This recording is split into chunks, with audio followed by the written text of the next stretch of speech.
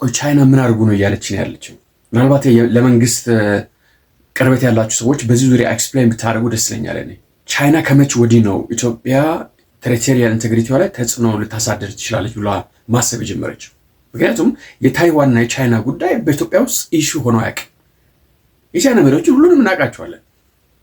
ማኦዜዶንግ፣ ደንግ ዣፖንግ፣ ዣንግ ዠሚን፣ ሁጅንታኦ፣ ሺጂንፒንግ የሁሉንም ታሪኩንም ፖለቲካውንም ስንከታተል ነው ይኖር ነው። ከኢትዮጵያ ጋር ያላቸው ግንኙነት ግን ቻይናና ሶቪየት ሰጣ ገባ ውስጥ ሲገቡ እንኳን ኢትዮጵያ የሶቪየት ደጋፊ ሆና የቻይናን የቴሪቶሪ ጉዳይ ጥያቄ ውስጥ አስገብታ አታውቅም።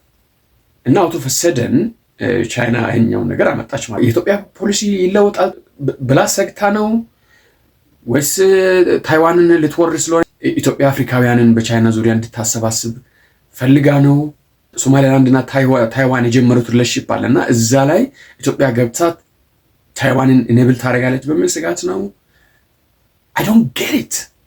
ቻይና ደግሞ ይህን ያክል የሚያሰጋ ነገር በዚህ ዓለም ላይ ኢቨን አሜሪካ ራሱ አያሰጋም።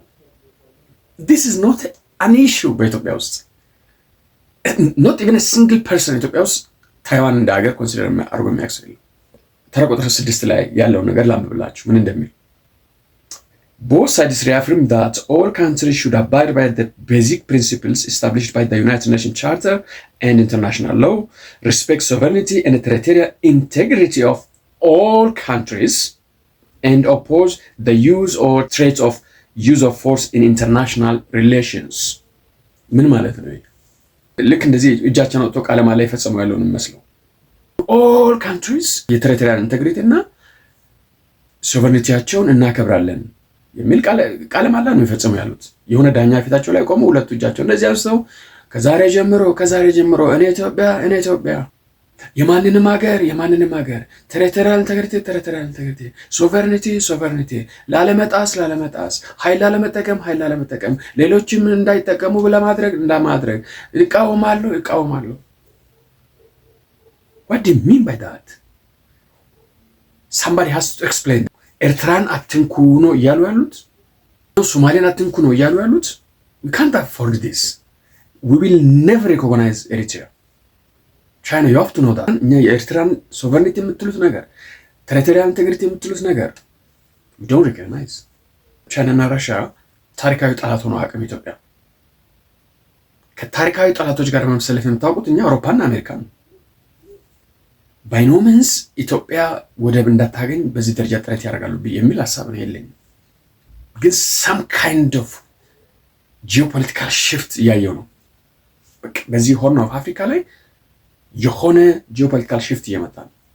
ለምንድን ነው ባልጠፋ ነገር ኢትዮጵያ መታ ቻይና የትኛውንም አገር ሶቨሬኒቲ አልነካም ብለሽ ቃል ግቢ ኢትዮጵያን የምትለው? የትኛውንም አገር ላይ ኃይል አልጠቀም ብለሽ ቃል ግቢ የምትለው ለምንድን ነው? እንደዚህ አይነት ሀያል ሀገራቶች ሲመጡ የኛ ገስት ሲሆኑ it's a privilege። ዲፕሎማቲኩ ዓለም ላይ በጣም ትልቅ ፕሪቪሌጅ ነው።